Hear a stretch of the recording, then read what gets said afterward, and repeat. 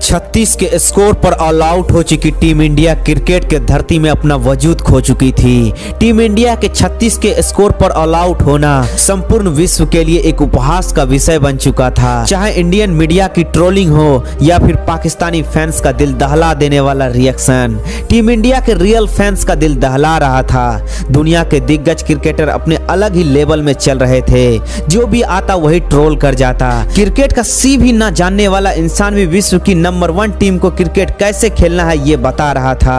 Hindustan cricket के धरती में शर्मसार हो रहा था और इस कदर क्रिकेट के धरती में हमारे वतन को शर्मसार होते हुए देखना संपूर्ण विश्व की अभिलाषा थी।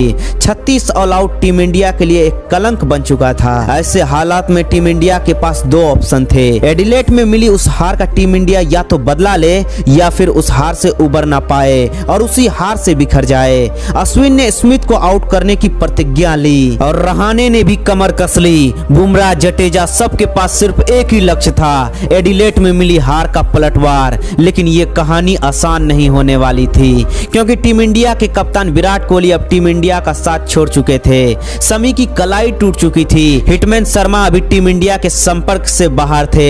ऐसे हालात में हिम्मत तो क्या, हौसले भी साथ छोड़ देते हैं। लेकिन जिस टीम इंडिया ने 36 में ऑल आउट होने का दर्द झेला था, उस टीम इंडिया के लिए इससे दर्दनाक और क्या हो सकता था। 26 दिसंबर 2020 के लिए कंगारू पूरी तरह तैयार हो चुके थे। सीरीज शुरू होने से पहले टीम इंडिया सीरीज जीतने की प्रबल दावेदार थी, लेकिन वही टीम इंडिया अब दुनिया के लिए अंडरडॉग बन चुकी थी। एक तरफ ऑस्ट्रेलिया के पास आत्मविश्वास का समुंदर था, वहीं दूसरी तरफ टीम इंडिया सिर्फ और सिर्फ अपने साहस के दम पर खड़ी थी। पिछले 4 सालों के संपूर्ण रिकॉर्ड उस एक हार से ध्वस्त हो चुकी थी। सीरीज से पहले भविष्यवाणी कर रहे क्रिकेट पंडित पहले मैच के बाद अब हार के दावे ठोक रहे थे। जो लोग सीरीज से पहले टीम इंडिया के समर्थन में थे, वही लोग पहले मैच के बाद टीम इंडिया के खिलाफ खड़े थे। आखिर वो दिन भी आ ही गया जब ये दोनों टीमें एक बार फिर से आमने सामने होने वाली थी। इस मैच पर संपूर्ण विश्व की निगाहें थी, क्योंकि इस मैच से पहले टीम इंडिया के पास कई सारे सवाल थे। कई सारे ऐसे सवाल थे जिनका जवाब ना तो विश्व क्रिकेट के पास था और ना ही इंडियन टीम के पास। दुनिया के लिए सबसे पहला सवाल था, इंडियन टीम के कप्तान विराट कोहली के जगह टीम इंडिया में कौन लेगा। क्या विराट के अनुपस्थिति में ये टीम इंडिया पलटवार के लिए तैयार है? क्या ये टीम इंडिया कंगारुओं के घर में कंगारुओं के सामने टिक पाएगी? क्या इस टीम में पलटवार करने का साहस होगा?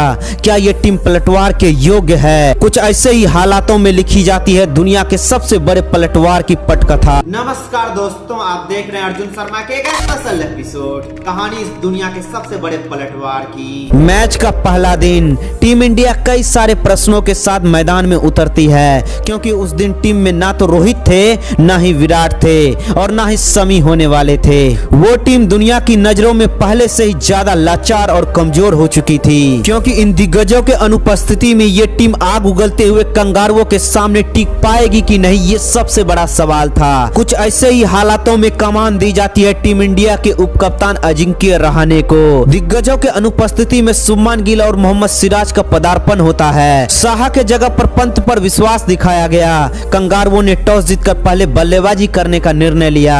उन्हें उम्मीद थी कि पहले मैच की तरह इस मैच में भी कोई करिश्मा होगी, लेकिन उस करिश्मा के तलाश में कंगारुओं ने अपनी पहली भूल कर चुकी थी। पहले बल्लेबाजी करते हुए कंगारुओं की शुरुआत बेहद खराब रही और महज 38 के स्कोर पर कंगारुओं के 3 बल्लेबाजों ने पवेलियन का रास्ता पकड़ लिया था। अश्विन ने अपने प्रतिज्ञा अनुसार अपनी प्रतिज्ञा निभाई और कंगारुओं के प्रखर बल्लेबाज स्टीव स्मिथ को अपना शिकार बनाया। ट्रेविस हेड, मार्नस लेबुसैन ने बिखर रहे कंगारुओं को संभालने का प्रयास किया, लेकिन जसप्रीत के सामने उनका ये प्रयास अधूरा रह गया। पहले मैच की तरह इस मैच में भी कंगारुओं के 6 बल्लेबाज महज 71 रनों पर आउट हो चुके थे और पूरी टीम 195 रनों पर सिमट जाती है। अश्विन और जसप्रीत ने 7 कंगारुओं का शिकार किया।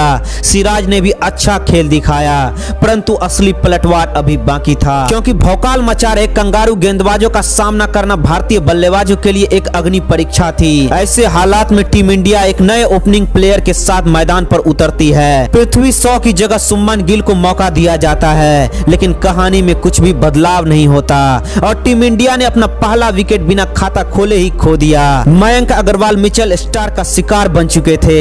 ऐसे हालात में कंगारुओं के हौसले और भी बुलंद थे, क्योंकि टीम इंडिया उनके सोच के अनुसार ही शुरुआत कर रही थी। थी, लेकिन दिन का खेल खत्म होते होते टीम इंडिया ने 36 के स्कोर पर सिर्फ 1 विकेट खोया था।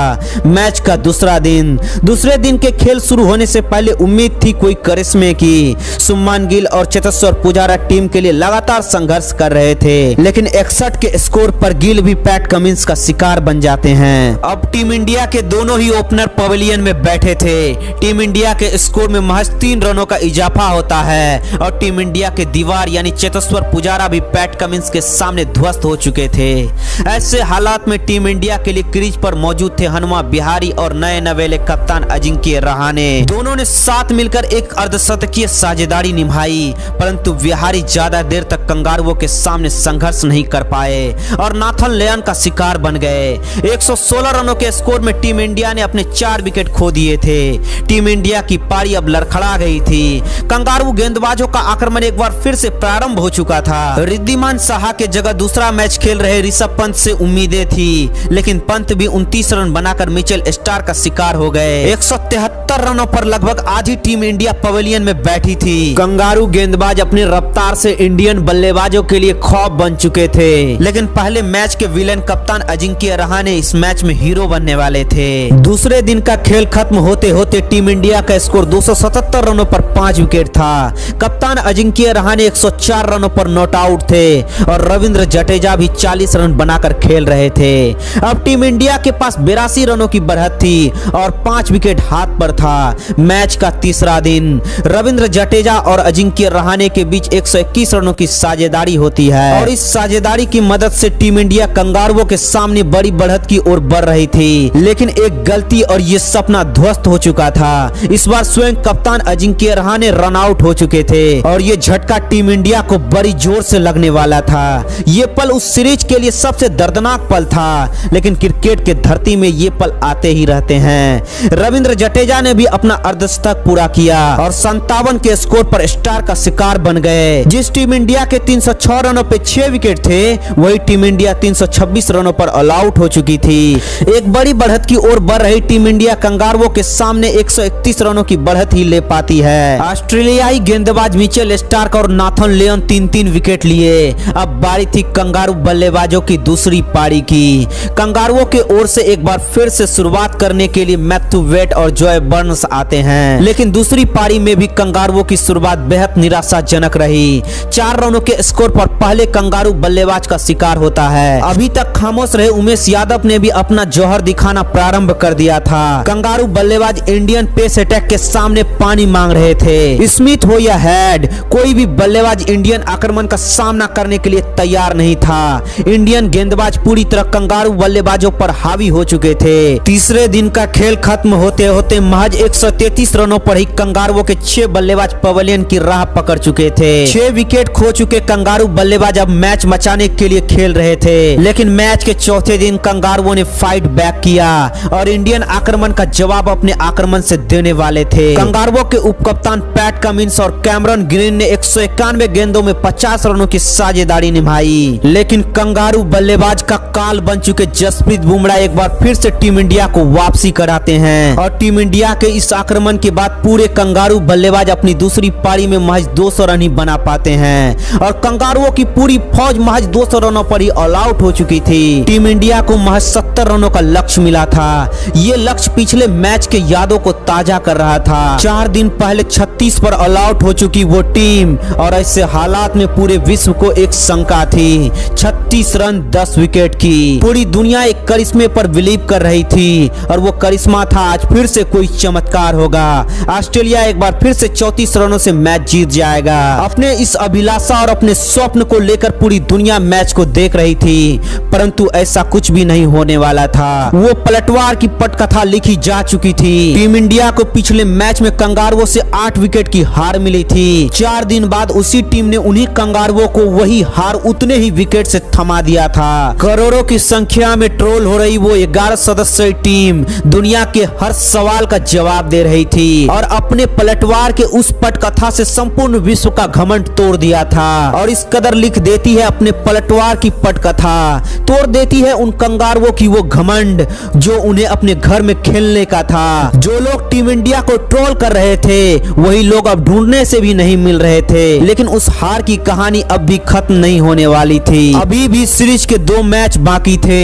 दोनों की कहानी इन दोनों से और भी दर्दनाक और भयानक होने वाली थी, क्योंकि टीम इंडिया की नजर सिर्फ एक मैच जीतने पर नहीं था। अब टीम इंडिया की नजर थी बॉर्डर गावस्कर सीरीज पर। सीरीज को जीतने के लिए टीम इंडिया को अब इन दोनों मैच को जीतने थे या फिर एक मैच को ड्रॉ करके एक मैच को जीतना था।